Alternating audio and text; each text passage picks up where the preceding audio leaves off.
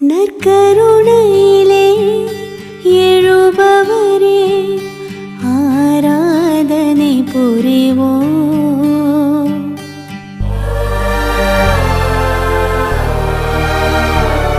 இம்மருகினிலே வருபவரே ஆராதனை புரிவோம்.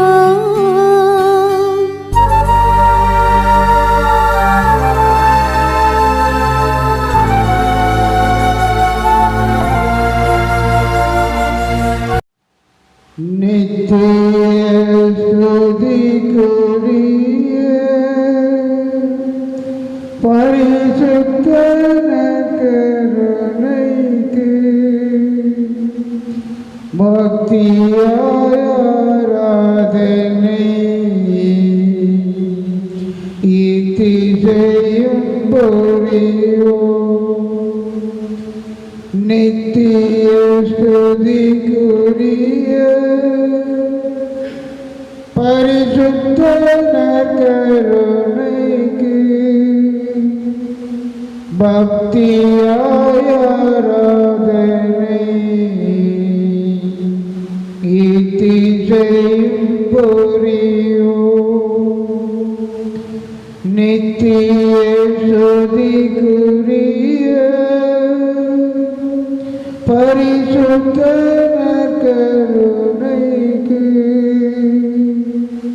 பக்தியாய் ஆராதனை இத்திசையும் புரிவோம். பக்தியாய் ஆராதனை இத்திசையும் புரிவோம்.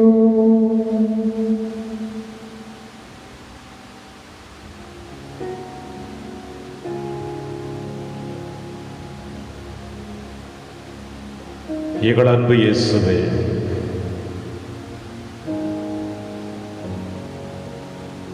மாதத்தின் முதல் வெள்ளிக்கிழமை இன்று உம்முடைய திருப்பாதத்திலே எங்களை அர்ப்பணித்து உம்முடைய பிரசன்னமும் உம்முடைய வாக்குறுதியும் எங்களுக்கு வாழ்வு தரப் போகிறது என்பதை உணரச் செய்யக்கூடிய இந்த புனிதமான தருணத்திலே அப்பா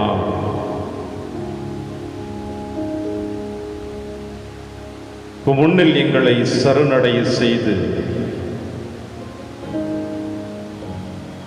இதோ நீர் கொடுக்கக்கூடிய ஆசீர்வாதத்தின் வழியாக நாங்கள் நிறைவான வாழ்வை பெற்று இந்த மண்ணுலகில் இருக்கின்ற வரையில் உம்முடைய பிரசன்னத்தோடு நாங்கள் பயணிக்க விரும்புகிறோம் இயேசுவே.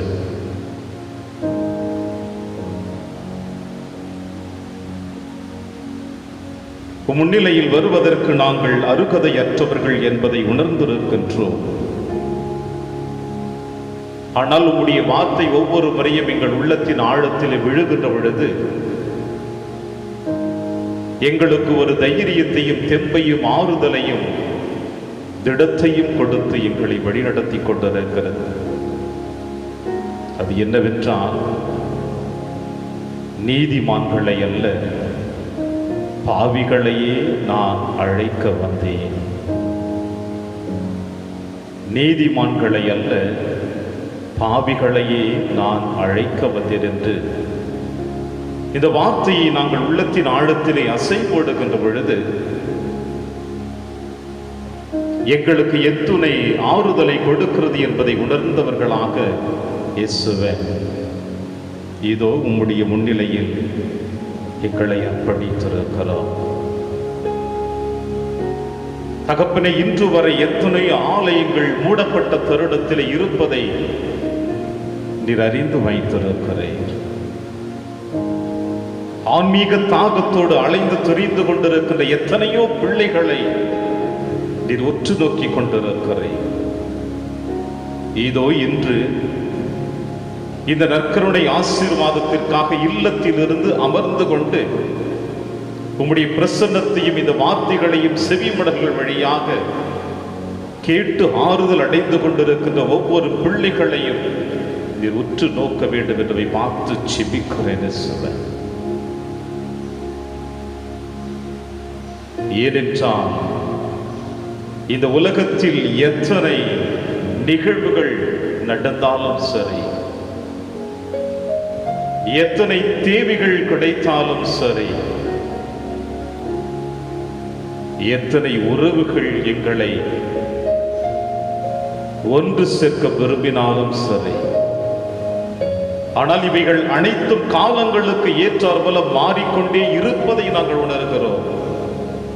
பல நேரங்களில் இவைகளினால் நாங்கள் சந்தித்த தொந்தரவுகள் எத்தனையோ எத்தனை என்பதை நாங்கள் உணர்ந்து தவித்த தருணங்கள் எத்தனை. இருப்பினும் தகப்பனே,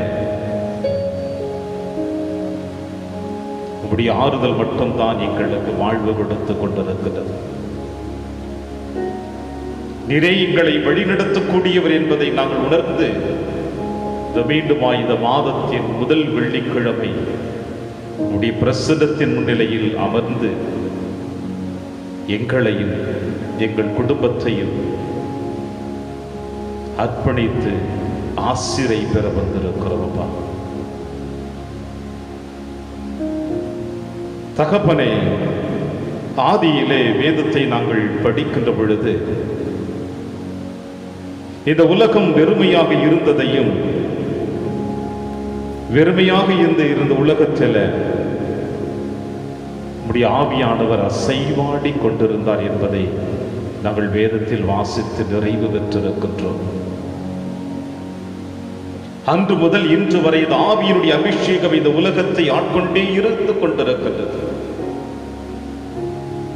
உம்முடைய பிரசன்னம் ஒன்று மட்டும்தான், உம்முடைய ஆவியின் வருகை ஒன்று மட்டும்தான், உம்முடைய ஆவியினுடைய வழிநடத்துதல் ஒன்று மட்டும்தான் எங்களுக்கு நிறைவான வாழ்வை கொடுக்கிறது தகப்பனே. அந்த ஆவியானவரை நாங்கள் இப்பொழுது எங்கள் உள்ளத்தின் ஆழத்தில் இறங்கி வர நாங்கள் ஜெபிக்க போகிறோம். அந்த ஆவியானவர் எங்களை முழுவதுமாக ஆட்கொள்ளப்பட வேண்டும் என்று விரும்புகிறோம். ஆவியின் அபிஷேகம் கிடைக்கின்ற ஒவ்வொரு மனிதனும் இந்த மண்ணுலகிலே மறு கிறிஸ்துவாக வாழ்ந்து கொண்டிருக்கிறான் என்பதை நீர் அழைத்த சீடர்கள் எங்களுக்கு வெளிப்படுத்தி விட்டார்கள். இருட்டறையில் அடைந்து கொண்டிருந்த அந்த சீடர்களுக்கு நெருப்பு நாக்கு வடிவில் இந்த ஆவியினுடைய அபிஷேகத்தை கொடுத்ததினால் உம்முடைய அன்பின் சாட்சிகளாக இது உலகம் எத்திசையிலும் சென்று உம்முடைய வார்த்தைகளை போதித்தது போல இது நாங்களும் ஆவியின் அபிஷேகத்தை பெற வேண்டும் என்றது உம்முடைய முன்னிலையில் வந்திருக்கின்றோம். இயேசுவே, திருப்பலி பீடத்தில் வெள்ளை நிற அப்பமும் திராட்சைப்பழ ரசமும் ஆவியினுடைய அபிஷேகத்தின் வழியாக உம்முடைய உடலாக ரத்தமாக மாற்றப்படுகின்ற அந்த தருணத்தை நாங்கள் பார்க்கின்ற பொழுது, ஆண்டவரே, ஒரே ஒரு வார்த்தை மட்டும் சொல்லும், என் ஆன்மா குணமடையும் என்று உம்முடைய திருவுடலை உண்டு நாங்கள் வாழ்ந்து கொண்டிருக்கின்றோமே, அதே ஆவியின் அபிஷேகத்தை எங்களுக்குள்ளும் நீர் கொடுத்தருள வேண்டும் என்று இந்த நேரத்தில் உம்முடைய முன்னிலையில் சரணடைய போகிறோம். இயேசுவே, எங்கள் உள்ளத்தை உருவகப்படுத்தி எங்கள் சிந்தனைகளை முன்னில் எடுத்து வந்து கண்களை மூடியவர்களாக இருக்கரம் கூப்பி எங்களுடைய சிரசையும் பாதத்திலே அர்ப்பணித்து, இயேசுவே, ஆவியின் அபிஷேகம் எங்கள் ஒவ்வொருவருடைய உள்ளத்தையும் தொட வேண்டும் என்று இதோ ஆவியானவருடைய பாடலுக்கு எங்களை அர்ப்பணித்து ஜெபிக்க போகிறோம். ஆவியானவரே, அன்பின் ஆவியானவரே, இப்பொழுது இறங்கி வாரும், எங்கள் உள்ளத்தின் அமைதியை தாரும் என்று இது நாங்கள் அர்ப்பணித்து ஜெபிக்க போகிறோம்.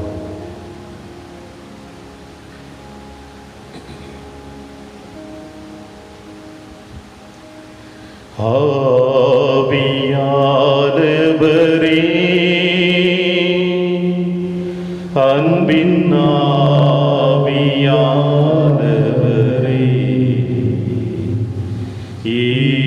இப்போ வாரும், இறங்கி வாரும் எங்கள் மத்தியிலே,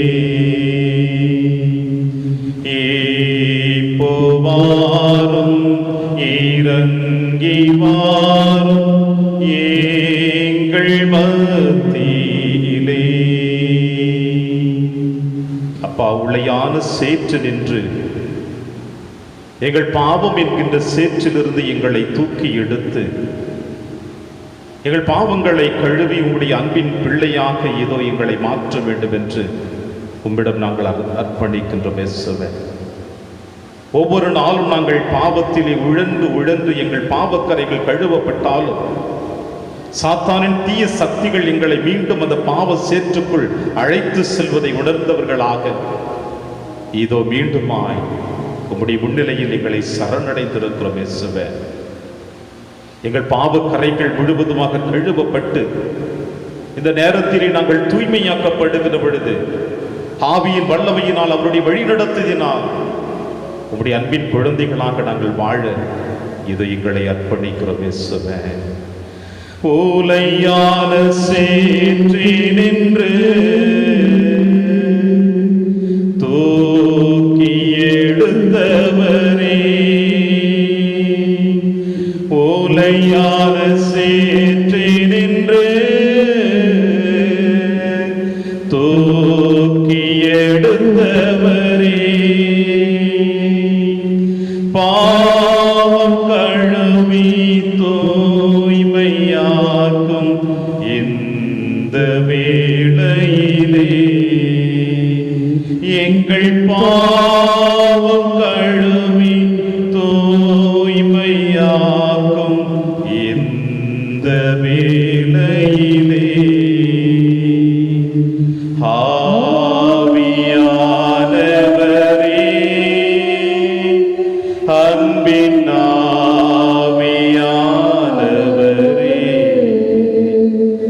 இப்போ வாரும் இறங்கி வாரும் எங்கள் மத்தியிலே. சீனாய் மலையினிலே இறங்கி வந்தவரே,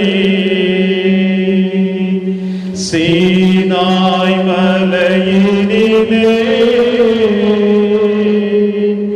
இறங்கி வந்தவரே, ஆத்மதாகம் தீர்க்க வாரும் இந்த வேளையிலே எங்கள் ஆத்மதாகம் தீர்க்க வாரும் இந்த வேளையிலே ஆவியானவரே, அன்பின் ஆவியானவரே, இப்போ வாரும் இறங்கி வாரும் எங்கள் மத்தியிலே.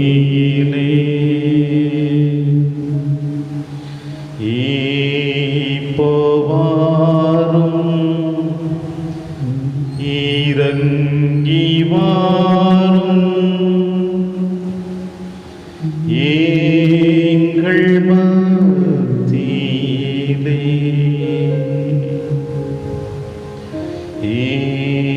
இப்போ வாரும் இறங்கி வாரும் எங்கள் மத்தியிலே.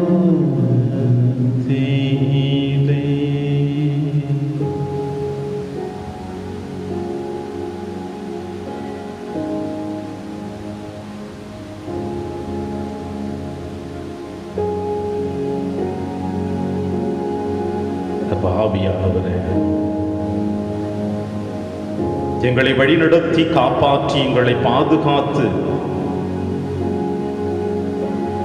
தந்தையின் வலப்புறம் அமர வைக்கக்கூடிய வல்ல தகப்பனே இயேசுவே, அன்று யோர்தான் நதிக்கரையில் நீர் திருமுழுக்கு பெருகிற பொழுது வெண்புறா போல இறங்கி வந்த அதே ஆவியின் அபிஷேகத்தை அப்பா எங்கள் மீது இப்பொழுது பொழிந்ததற்காக உமக்கு நன்றி செலுத்துகிறேன். எங்களுக்குள் வாசம் செய்ய வந்திருக்கிற ஆவியின் அபிஷேகத்தை உணர்கின்ற பொழுது இயேசுவே, எங்களை நீர் எந்த அளவிற்கு அன்பு செய்கிறீர் என்பதை நாங்கள் உணர்கின்றோம் அப்பா. இது ஆவியின் அபிஷேகம் எங்கள் வாழ்விலே ஒரு உந்து சக்தியை போல எங்களை பலப்படுத்தி உடைய வார்த்தைகளை கேட்டு அதன்படி வாழ்ந்து இந்த மண்ணுலகிலே 30 மடங்கள் 60 மடங்கள் 100 மடங்கு கொடுக்கக்கூடிய நல்ல விளைச்சலை தரக்கூடிய நல்லதொரு நல்ல நிலமாக எங்களை நீ உருவாக்கப் போகிறீர் என்பதை உணர்ந்து உம்முடைய முன்னிலையில் நாங்கள் சரணடைந்திருக்கிறோம் இயேசுவே.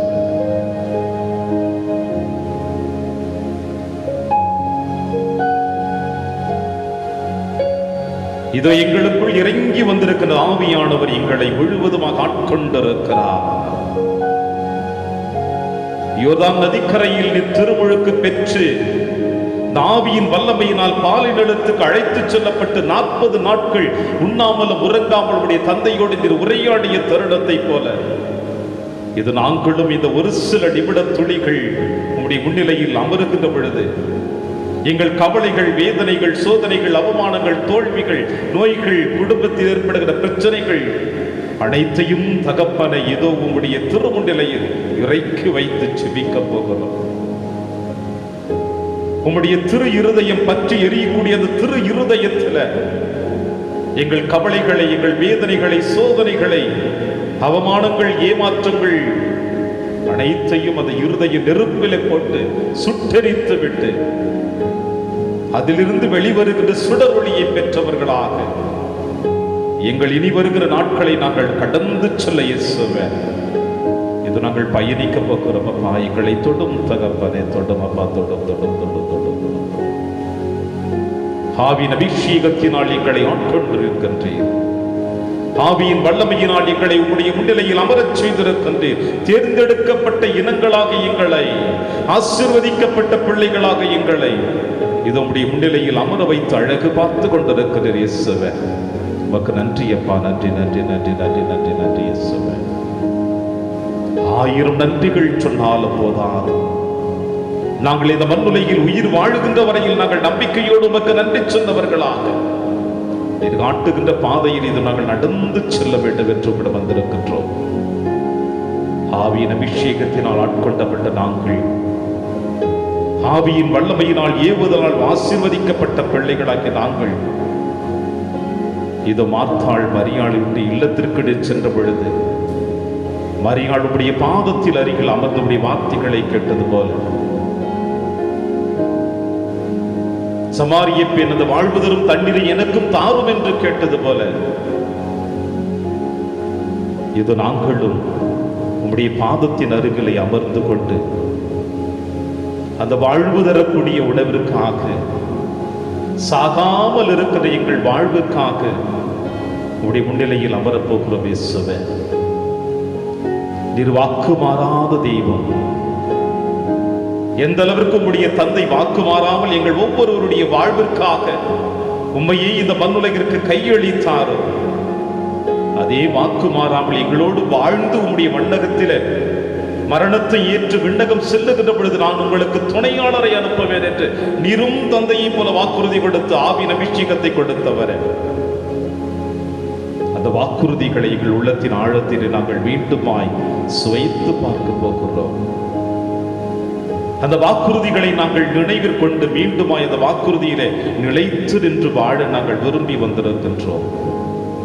ஆம் இயேசுவே, அன்று தந்தை கொடுத்த வாக்குறுதியும் நீர் கொடுத்த வாக்குறுதியையும் இன்று நாங்கள் நினைவில் கொண்டு எங்கள் ஆன்மீக வாழ்விற்கு இந்த உலக பயணத்திலே எங்களுடைய வாழ்வை முழுவதுமாக புனிதப்படுத்திக் கொள்ள வேண்டும் என்பதற்காக இது உம்முடைய திருமுன்னிலையில் வந்திருக்கின்ற இயேசுவே, எங்களை ஏற்று ஆசீர்வதித்து உம்முடைய அன்பினால் எங்களை அரவணைத்து உம்முடைய ஆவியின் அபிஷேகத்தினால் எங்களை வழிநடத்தி என்றும் ஒரு அன்பின் பிள்ளையாக வாழ எங்களுக்கு வரம் கொடுத்திட வேண்டும் என்று எங்கள் ஆண்டவராகிய கிறிஸ்து வழியாக உம்மை பார்த்து நாங்கள் ஜெபிக்கின்றோம். ஆமென், ஆமென், ஆமென்.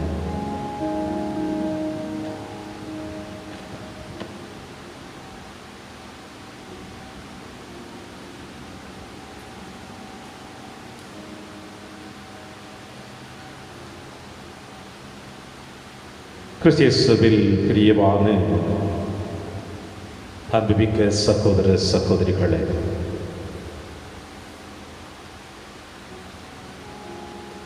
உங்கள் அனைவரையும் மீண்டும் இந்த நற்கருணை நாதனுடைய பிரசன்னத்திலே அமர்ந்து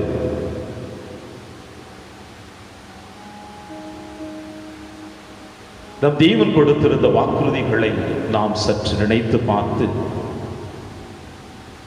இந்த வாக்குறுதிகளை நாம் எப்படி நம்முடைய வாழ்விலே கடைபிடித்து வாழ்ந்து கொண்டிருக்கின்றோம் என்று சிந்திக்க இந்த இறைவன் உங்களுக்கும் எனக்கும் அழைப்பு கொடுத்திருக்கின்றான்.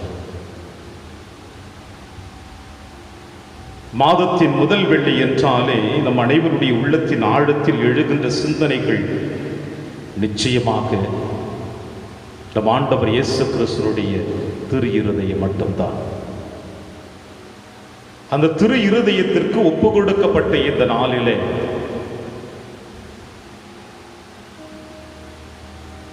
அவருடைய உள்ளத்தின் ஆழத்திலிருந்து வழிதோடி வந்த அந்த இரத்தமும் தண்ணீரும் பற்றி எரிகின்ற அந்த திரு இருதயத்திலிருந்து சுடர்விடுகின்ற அந்த சுடரொளியை பெறுகின்ற பொழுது விசுவாசத்தோடு நம்பிக்கையோடு அவரை நாடி செல்லுகின்ற பொழுது அனைத்தும் நமக்கு ஆறுதலாக ஆசீர்வாதமாக இருக்கிறது என்பதை நம் வாழ்வில் எத்தனையோ முறை நாம் உணர்ந்திருக்கின்றோம். அதை உள்வாங்கி அதை அனுபவிக்கின்ற பொழுது, அதிலே இணைந்து வாழுகின்ற பொழுது அதில் கிடைக்கின்ற ஆசீர்வாதம் வேறு எதிலும் நமக்கு கிடைத்து விடாது. ஏனென்றால் இறைவாக்கினர் வழியாக நம் தந்தை கடவுள் சொன்னது, உங்களுடைய எண்ணங்கள் என்னுடைய எண்ணங்கள் அல்ல, உங்களுடைய சிந்தனைகள் என்னுடைய சிந்தனைகள் அல்ல. நம் ஆண்டவர் இயேசு கிறிஸ்து உயிர்த்தெழுந்த பிறகு அவர் கொடுத்த வாக்குறுதியை நாம் சற்று நினைத்து பார்ப்போம். உங்களுக்கு சமாதானம், உலகம் தர முடியாத அமைதியை, சமாதானத்தை நான் உங்களுக்கு தருகிறேன் என்று இந்த நற்கருணையில் வீற்றிருக்கு நம்ம நற்கருணை நாதர் நம் அனைவருக்கும் கொடுத்து விட்டு சென்றிருக்கிறார். இன்று வரை அவரை தேடி அடைகின்ற பொழுது, அவரோடு நம்மை ஐக்கியப்படுத்திக் கொள்ளுகின்ற பொழுது, அவருக்குள் நாம் வாழ விரும்பி அவரோடு நாம் இணைந்து வாழுகின்ற பொழுது அந்த அன்பும் அமைதியும் சமாதானமும் நிறைவும் என்றும் நம்மோடு இருக்கும் என்பதில் எல்லளவும் சந்தேகமில்லை. எனவே பிரியமான சகோதர சகோதரிகளே,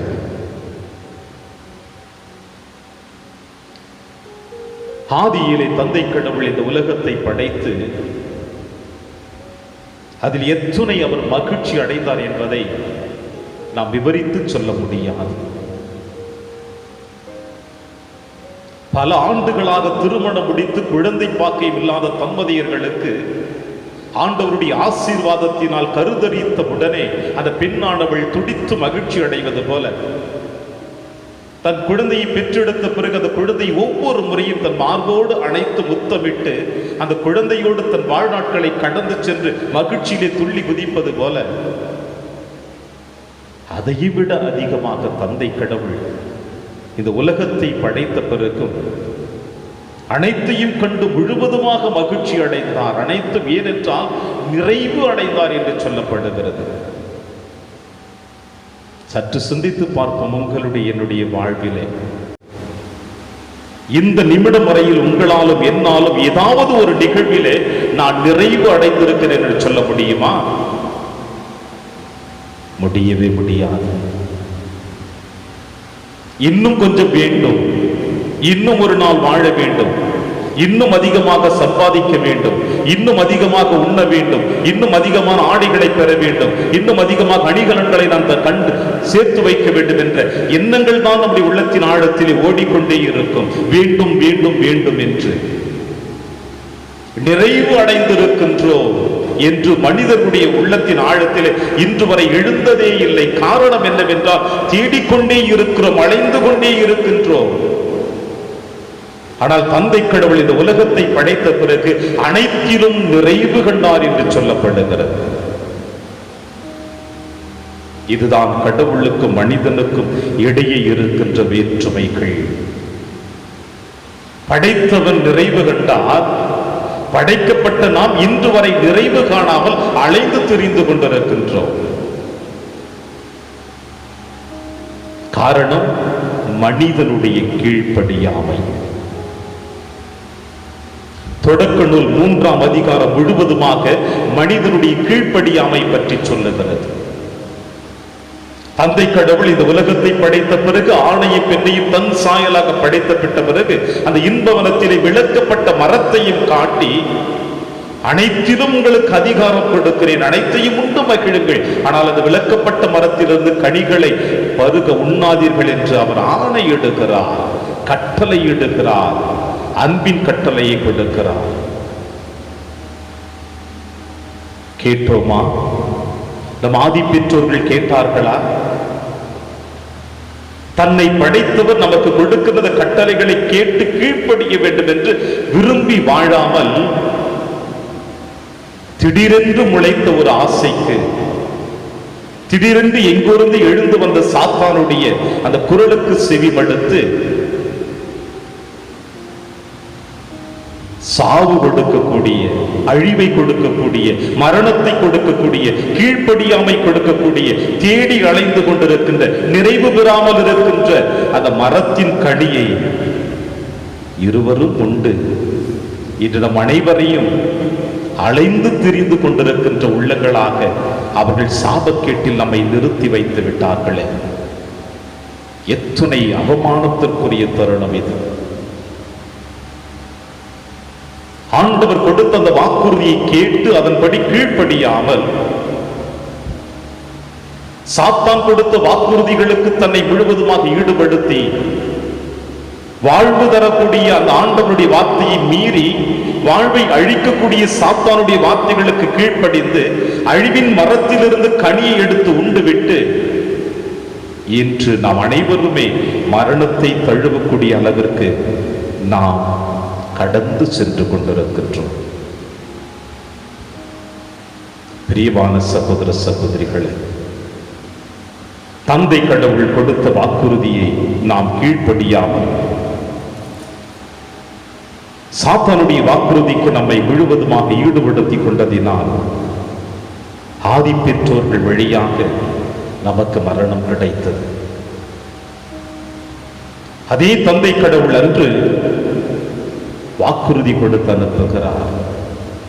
உன் வித்துக்கும் அவள் வித்துக்கும் பகையை உண்டாக்குவோம், அவளுடைய தலையை நசுக்குவாள், நீயோ அவருடைய குதின்காலை தீண்ட முயலுவாய் என்று அந்த தன்னுடைய மகனுடைய பிறப்பையும் அவர் ஈன்றெடுக்கக்கூடிய தாயினுடைய பிறப்பையும் தந்தை கடவுள் வாக்குறுதி கொடுத்தார். கடவுள் எப்பொழுதும் கோபப்படுபவர் அல்ல, இறைவன் எப்பொழுதும் அழிக்கக்கூடியவர் அல்ல. தவறு செய்தவர்களை கண்டித்தாலும் அவர்களை அரவணைக்கக்கூடிய தேவன் தான் நம்முடைய தேவன். தவறு செய்பவர்களை தட்டி கொடுத்து அரவணைத்து பாதுகாத்து நல்வழியில் அழைத்து செல்வதுதான் நம்முடைய தேவனுடைய வழி. எனவேதான் அன்று ஆதாமையும் ஏவாளையும் அழிக்கவில்லை, மாறாக அவர்கள் எதற்காக ஆசைப்பட்டார்களோ, எப்படி வாழ வேண்டும் என்று விரும்பினார்களோ அது நிறைவு இல்லை. மாறாக உங்களுடைய வாழ்விலே எதை நீங்கள் விரும்பி உண்ண வேண்டும் என்று விரும்புகிறீர்களோ, மகிழ்ச்சி எது வேண்டும் என்று நினைக்கிறீர்களோ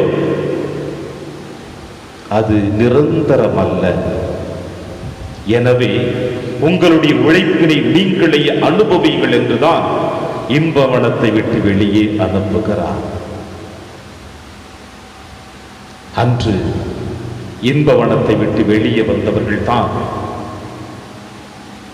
இன்று வரை அந்த இன்பவனத்தை அணுக வேண்டும், அதிலே இணைந்து வாழ வேண்டும் என்று நாமும் தொடர்ந்து பயணித்துக் கொண்டிருக்கின்றோம். பிரியமான சகோதர சகோதரிகளே, அன்று தந்தை கடவுள் கொடுத்த வாக்குறுதியை கீழ்ப்படியாமல் அழிவின் மரத்திலிருந்து பறித்த கடியை உண்டு சாவை பெற்றுக் கொடுத்த நம்முடைய ஆதி பெற்றோர்கள்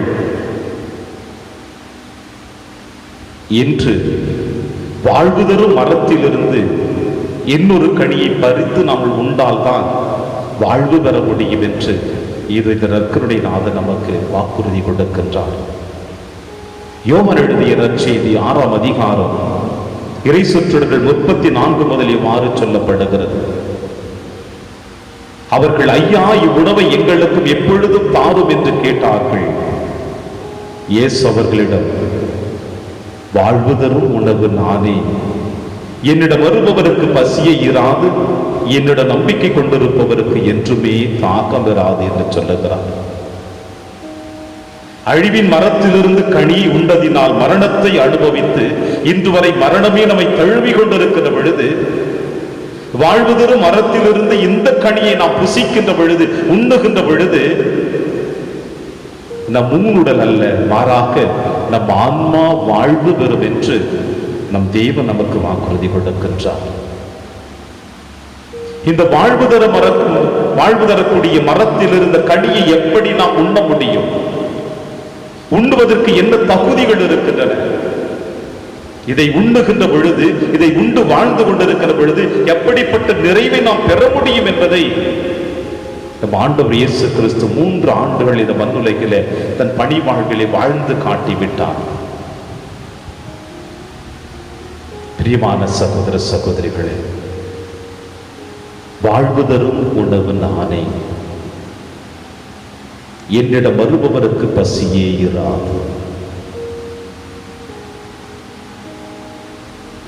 இந்த வாழ்வு தரும் மரத்திடம், இந்த வாழ்வு தரும் கனியை நாம் உண்ணுவதற்கு என்ன தகுதி? நற்கருணை ஆசீர்வாதத்தின் முதல் அத்தியாயத்திலே நான் சொல்லி இருக்கின்றேன். நம் ஆண்டவர் இயேசு கிறிஸ்து அற்புதமாக சொல்லி இருக்கிறார், நான் நீதிமான்களை அல்ல பாவிகளையே அழைக்க வந்தேன் என்று. நான் நீதிமான்களை அல்ல பாவிகளையே அழைக்க வந்தேன் என்று. எனவே இந்த மண்ணுலகிலே ஆதி பெற்றோர்கள் ஈன்றெடுத்த அனைவருமே பாவிகள் என்பதை நாம் ஏற்றுக்கொள்ள வேண்டும். மீண்டும் மீண்டும் நம்மை தேடி வந்து கொண்டே இருக்கிறார் இந்த வாழ்வு தரக்கூடிய நம் நாதர், நற்கருணை நாதர். இவர் அழைக்கின்ற அழைப்பிற்கு எப்பொழுது நாம் செவிமடுக்கின்றோமோ, இவர் கூப்பிடுகின்ற குரலுக்கு எப்பொழுது நாம் அனுமதி கொடுத்து செல்லுகின்றோமோ, அதுவே நாம் தகுதி உள்ளவர்களாக மாற்றப்படுகின்றோம். இவர் அழைக்கின்ற அழைப்பிற்கு நாம் எப்பொழுது செவிமடுக்கிற பொழுதுதான் அந்த வாழ்வுதர் மரத்தினுடைய அருகிலே நம்மால் சென்றடைய முடியும். இல்லை என்றால் ஒரு பொழுதும் சென்றடைய முடியாது. எனவே இவர் அழைக்கின்ற அழைப்பிற்கு நாம் செவிமடுக்க வேண்டும். அந்த மத்தேயுவை அழைத்தார், எழுந்து வா, என் பின்னே வா என்று அழைப்பு கொடுத்தார். அழைத்த உடனே அனைத்தையும் விட்டுவிட்டு அவர் பின்னே சென்றாரை மத்தேயு. பேதுருவை அழைத்தார், அனைத்து வலைகளையும் விட்டுவிட்டு என் பின்னே தொடர்ந்து வா, இனி நீ மீன் பிடிப்பவன் அல்ல மனிதரை பிடிப்பவராக மாற்றுவேன் என்று சொன்னாரே. அதுபோல உங்களையும் என்னையும் ஒவ்வொரு நிகழ்வுகளிலிருந்தும் ஒவ்வொரு சூழ்நிலைகளிலிருந்தும் நம்மை அழைப்பு கொடுத்து கொண்டே இருக்கிறார். என் பின்னே எழுந்து வா, என்னை தொடர்ந்து கவனித்துக் கொண்டே வா என்று நம் தேவன் நமக்கு அழைப்பு கொடுத்து கொண்டிருக்கின்றார். இந்த உலகத்தில் எத்தனையோ அழைப்புகளை நாம் அனுபவித்திருப்போம். ஏன் நம் உடன்பிறப்புகள் அழைத்திருக்கலாம், நம்முடைய பெற்றோர்கள் அழைத்திருக்கலாம், நம் அறிமுகமானோர்கள் அழைத்திருக்கலாம். எத்தனையோ அழைப்புகளை பெற்று பெற்று அந்த அழைப்பிலே நாம் நிறைவு கண்டிருக்கின்றோமா? மகிழ்ச்சி கண்டிருக்கின்றோமா? 99% நாம் அதில் அவமானத்தை தான் பெற்றிருப்போம். ஏனென்றால் அழைக்கிறவர்கள், இந்த மண்ணுலகில் நம்மை அழைக்கிறவர்கள் அனைவருமே அவர்களுடைய தேவைகளை பெற்றுவிட்டு, அவர்களுடைய நிறைவுகளை பெற்றுவிட்டு நம்மளை உதறி தள்ளுகின்ற தருணத்தை அனுபவித்திருக்கின்றோம். அவமானத்திற்குரிய தருணத்தில் நாம் தள்ளப்பட்டிருக்கின்றோம். கவலைகளுக்கு மத்தியிலே நாம் தள்ளப்பட்டிருப்போம். தோல்விகளை அடைந்திருப்போம். ஆனால் இவர் கொடுக்கின்ற அழைப்பை நாம் பெற்று அவர் அருகிலே நாம் செல்லுகின்ற பொழுது அந்த வாழ்வு தரும் வரக்கூடிய நிழலிலே நாம் நிற்பதற்கு நமக்கு வாய்ப்புகள் நிறைய கிடைக்கின்றன. அதிலிருந்து அந்த கனியை பறித்து நாம் புசிக்கின்ற பொழுது, உண்ணுகின்ற பொழுது அதிலே நாம் நிறைவை பெறுகின்றோம், மகிழ்ச்சி அடைகின்றோம். பிரியமான தேவ பிள்ளைகளே, இதை பல நேரங்களிலே மறந்து வாழ்ந்து கொண்டிருக்கின்றோம். ஏனென்றால் இந்த ஆண்டவர் இயேசு கிறிஸ்துவின் வாக்குறுதி நமக்கு எப்பொழுதுமே நிறைவை மட்டும்தான் தருமே ஒழிய தோல்வியை தந்து விடாது. எனவேதான் ஆதியிலிருந்து இன்று வரை இந்த உலகம் முடிகின்ற வரையில் அவர் கொடுக்கின்ற வாக்குறுதி எப்பொழுதுமே அழிந்து விடுவதில்லை, ஏமாற்றி விடுவதில்லை. மாறாக ஒவ்வொரு முறையும் நமக்கு வாழ்வு கொடுத்து கொண்டே இருக்கிறார். எனவேதான் வாழ்வு தரும் உணவு நானே, என்னிடம் வருபவருக்கு பசியே இராது, என்னிடம் நம்பிக்கை கொண்டிருப்பவருக்கு என்றுமே தாகம் இராது என்று சொல்லுகின்றார். 3 ஆண்டுகள் இந்த மண்ணுலகில் அவர் பணியாற்றுகின்ற பொழுது அவரை தேடிச் சென்றவர்கள் யாராவது ஒருவர் தோல்வியை சந்தித்திருப்பார்கள் என்று நம்மால் சொல்ல முடியுமா? அவர் சொன்ன வார்த்தை புதுமைகளை நிறைவேற்றும் பொழுதெல்லாம், உன் விசுவாசம் உன் நம்பிக்கை உன்னை குணமாக்கிற்று. நீர் விரும்புகின்றாயா? நீர் நம்புகின்றாயா? நம்பிக்கையோடு இரு, உன் நோய் நீங்கிற்று. ஆம் பிரியமான சகோதர சகோதரிகளே, அழிவின் மரத்தில் உணவை உண்டதினால், அந்த பழத்தை உண்டதினால் நாம் மரணத்தை தழுவி இருக்கின்றோம். வாழ்வு தரக்கூடிய இந்த மரத்திலிருந்து நாம் அந்த கனியை உண்டதினால் நாம் வாழ்வு பெறப்போகின்றோம். எனவேதான் உயிர்ப்பும் உயிரும் நானே, என்னில் விசுவாசம் கொள்பவர் இறப்பினும் வாழ்வான் என்று சொல்லி இருக்கிறார். காரணம், மரணம் இவரை தழுவ முடியவில்லை. மரணம் இவரை அவருடைய கட்டுப்பாட்டுக்குள் அழைத்து வரவில்லை. கல்லறையில் அடக்கம் செய்யப்பட்டவர் கல்லறையோடு அழிந்து விடவில்லை. 3ஆம் நாள் உயிர்த்தெழுந்து வந்து நமக்கு வாழ்வு கொடுத்தார், சமாதானத்தை கொடுத்தார், நிறைவை கொடுத்தார்.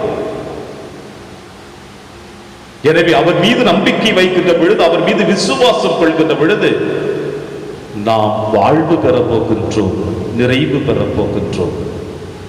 எனவே பிரியமான என் அன்பு தேவ பிள்ளைகளே, மாதத்தின் முதல் வெள்ளிக்கிழமை நம்முடைய உள்ளத்தின் ஆழத்தில் இருக்கிற கவலைகள், கண்ணீர், வேதனை, குடும்பத்திலே சமாதானம் இல்லாமல், பிள்ளைகளுடைய எதிர்கால வாழ்வு, பிள்ளைகளுடைய வேலை வாய்ப்பு, பிள்ளைகளுடைய திருமண தடைகள், பிள்ளைகள் நடந்து செல்லுகின்ற தவறான பாதைகள், குடும்பத்தில் இருக்கின்ற கடன் தொல்லைகள், இது இந்த கொரோனா நோயினால் வேலை வாய்ப்பு இல்லாமல், ஒருவேளை உணவுகளுக்கு வழி இல்லாமல் எத்தனை குடும்பங்கள் தின்னாடி கொண்டிருக்கின்ற தருணங்கள், அனைத்து வேதனைகளையும் இந்த வாழ்வுதர மரத்தின் அருகிலே நாம் எடுத்து வந்து வைக்கின்ற பொழுது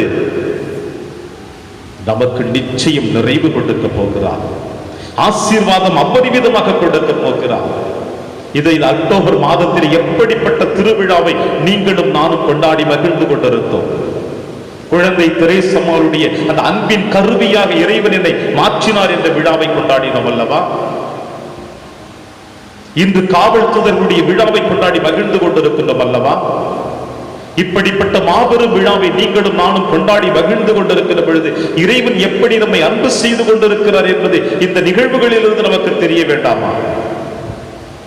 எனவே நம்பிக்கையோடு ஓடி வருவோம் இந்த வாழ்வு தரக்கூடிய மரத்தின் அருகில, விசுவாசத்தோடு ஓடி வரும் இந்த வாழ்வு தரக்கூடிய மரத்தின் அருகில, நம்பிக்கையோடு விசுவாசத்தோடு ஓடி வருகிற பொழுதுதான் இவர் நமக்கு மீண்டும் மீண்டும் நம்மை அரவணைத்து தன்னுடைய காயப்பட்ட கரத்திலிருந்து வழிந்தோடி வருகிற ரத்தத்தின் வழியாக நம்முடைய உச்சம் தலை முதல் உள்ளம் கால் வரை நம் முழுவதுமாக ஆசீர்வதித்து நம்முடைய ரத்த நாளங்கள் முழுவதுமாக அவருடைய ஆசீர்வாதத்தை கொடுத்து வழிநடத்த போகிறார். எனவே நம்பிக்கையோடு அவர் பாதத்தில் நம்மை சரணடைந்து வீழ்வாள் ஜெபிப்போம். இயேசுவே, இந்த நாளிலே உங்களுடைய முன்னிலையில் வந்திருக்கின்ற நாங்கள், இந்த நாளில் அலைவரிசையின் வழியாக இல்லத்திலிருந்து ஜெபித்துக் கொண்டிருக்கிற ஒவ்வொரு பிள்ளைகளையும் உன் பாதத்தில் அர்ப்பணிக்கிற இயேசுவே என்று நாம் அர்ப்பணிப்போம். அவரை உற்று நோக்குவோம், அவரிடம் குறைகளை எடுத்து வைப்போம். ஏனென்றால் இவரிடம் குறைகளை எடுத்து வைத்தால் தான் இவர் நமக்கு ஆசீர்வாதத்தை கொடுப்பார். ஏமாற்றக்கூடியவர் அல்ல, வாக்குகளை ஏமாற்றி செல்லக்கூடியவர் அல்ல. எப்பொழுதும் தம் கரங்களை விரித்தவராக இது உங்களுக்காகவும் எனக்காகவும் காத்து கொண்டிருக்கின்றார். காத்து கிடக்கின்ற தெய்வத்திடம் நம்மை அர்ப்பணிக்க வேண்டும். சிலுவையில் அறையப்பட்ட இந்த தேவனிடம் நம்மை முழுவதுமாக ஒப்பு கொடுக்க வேண்டும். இதை இன்று வாக்கு கொடுப்பதற்காக, ஆசீர்வாதத்தை கொடுப்பதற்காக நற்கருணை பேழையிலே அமர்ந்து கொண்டு உங்களுடைய என்னுடைய உள்ளத்தின் ஆழத்தை உற்று நோக்கி கொண்டிருக்கின்றார். இந்த தேவனிடம் நம்மை அர்ப்பணிக்க வேண்டும். இந்த அர்ப்பணிப்பு தான் நமக்கு நிறைவை கொடுக்க போகிறது. எனவே மண்டியிட்டு நம் ஒவ்வொருடைய தேவைகளையும், நம் ஒவ்வொருடைய கவலைகளையும் இதை என்னுடைய பாதத்தில் அர்ப்பணித்து ஜெபிப்போமா? தேவன் நம் அனைவரையும் தம் காயப்பட்ட கரத்தினால் அர்ப்பணிக்க காத்து கொண்டிருக்கின்றார். மண்டியிடுவோம் நம் தேவன் முன்னிலையில்.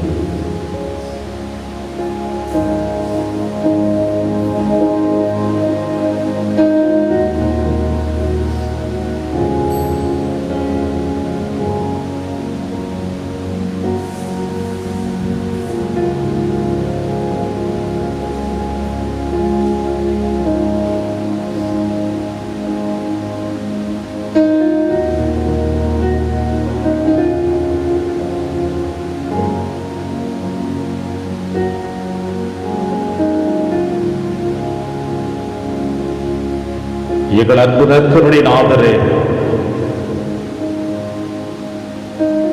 இதை இந்த அற்புதமான வேளையில் உடைய முன்னிலையில் மண்டிவிட்டு செபித்துக் கொண்டிருக்கின்ற எங்கள் ஒவ்வொருவரையும் அலைவரிசையின் வழியாக இல்லத்தில் இருந்தபடிய பிரசன்னத்திற்காக ஏங்கி தவித்துக் கொண்டிருக்கின்ற உம்முடைய ஒவ்வொரு பிள்ளைகளையும் இந்த தகப்பனை இந்த நேரத்திலும் பாதத்தில் அர்ப்பணித்து செபிக்கிறேன் அப்பா.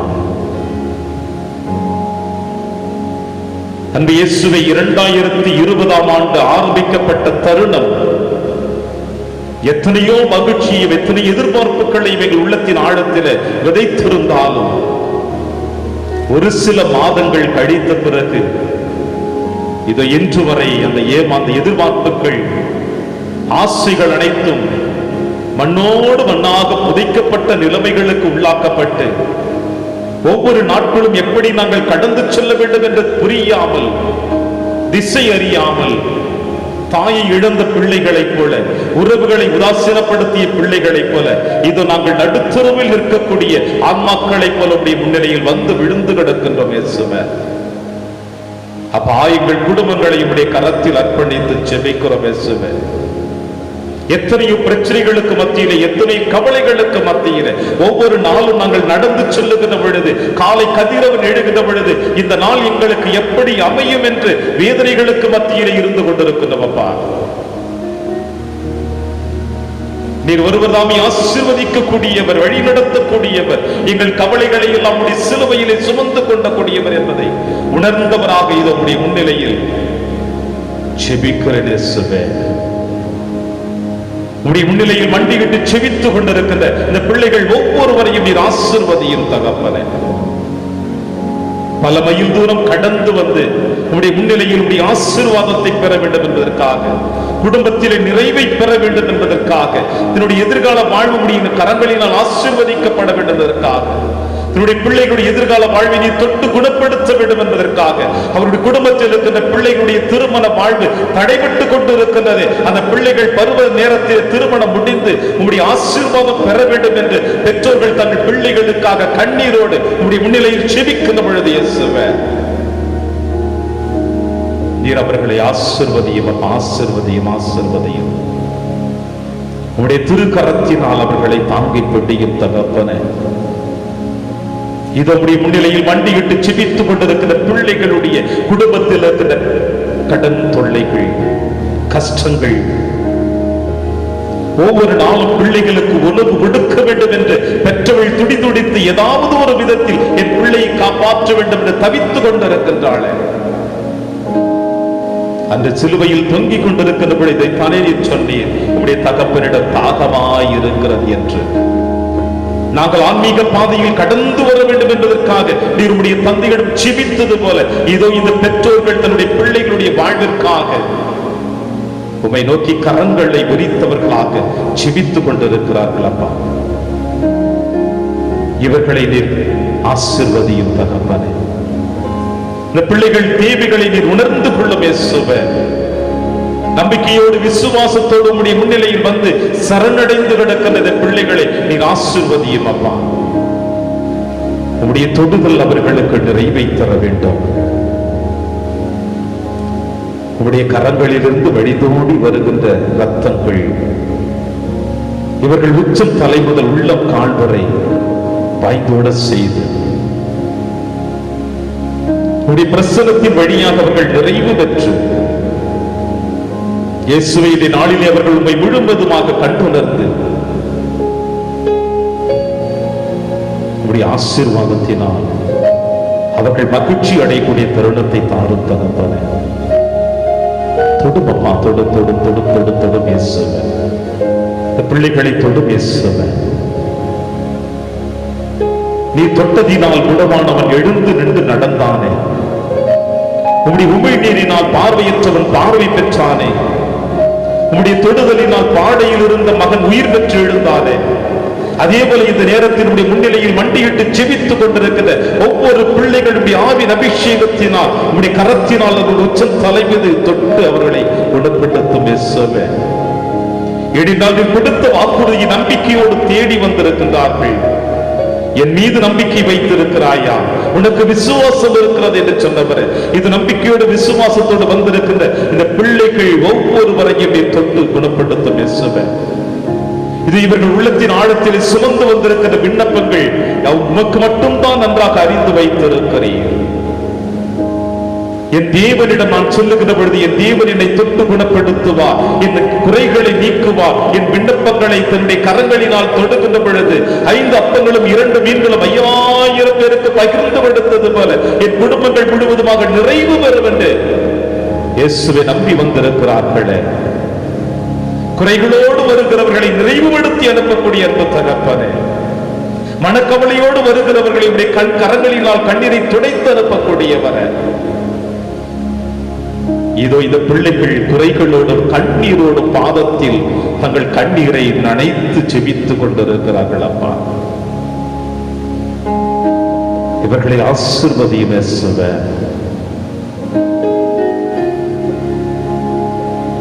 உம்முடைய கரத்தினால் இவர்களை தொட்டு குணப்படுத்தும். இது நம்பிக்கையோடு வந்திருக்கிற பிள்ளைகள் உன் பாதத்தில் அவர்களை அர்ப்பணித்து விட்டார்கள். தங்கள் குடும்பங்களை முழுவதுமாக அர்ப்பணித்து விட்டார்கள். இன்று நாங்கள் காவல்துறையுடைய பெருவிழாவை கொண்டாடி மகிழ்ந்து கொண்டிருக்கின்றோம். நாங்கள் தாயின் கருவறையில் உருவாக்குகின்ற பொழுது எங்களுக்கு ஒரு தூதரையும் நீர் உருவாக்கி கொடுத்திருக்கிறேன். எங்கள் கவலைகளை நாங்கள் சொல்லுவதற்கு முன்னதாக எங்களுடைய காவல் தூதர்கள் உம்மிடம் சொல்லி இருப்பார்கள், நாங்கள் எப்படிப்பட்ட வேதனைகளுக்கு மத்தியிலே வாழ்ந்து கொண்டிருக்கிறோம் என்று. இயேசுவே, எங்கள் குரலுக்கும் எங்கள் காவல் தூதருடைய குரலுக்கும் செவிப்படுத்து எங்களுடைய திருப்பிரசன்னத்தினால் ஆசீர்வதித்து உடைய அன்பினால் எங்களை முழுவதுமாக அரவணைத்து உமது பாசத்தினுடைய பாதை எங்களுக்கு வெளிப்படுத்தி எங்களை வழிநடத்த வேண்டும் என்று எங்கள் ஆண்டவராகிய கிறிஸ்து வழியாக பார்த்து செபிக்கின்றோம்.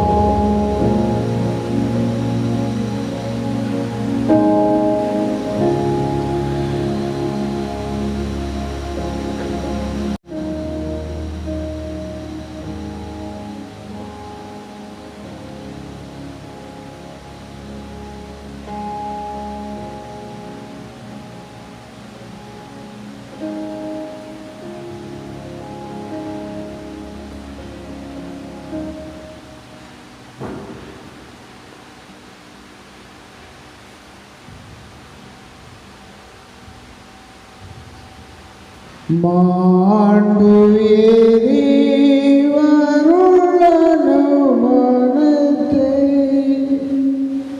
தாழ்ந்து பணிந்து ஆராதிப்போம்.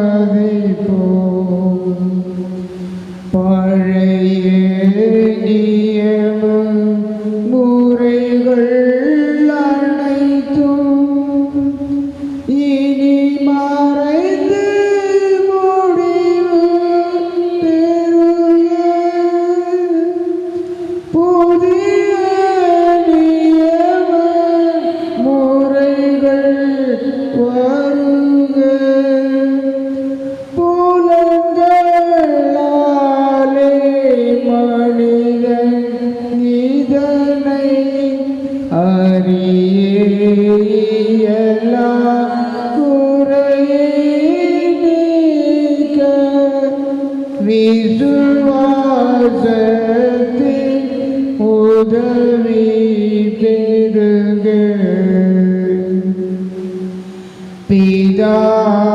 பிதாவர்க்கும் சுதனவர்க்கும் புகழ்ச்சியோடு வெற்றியாகும்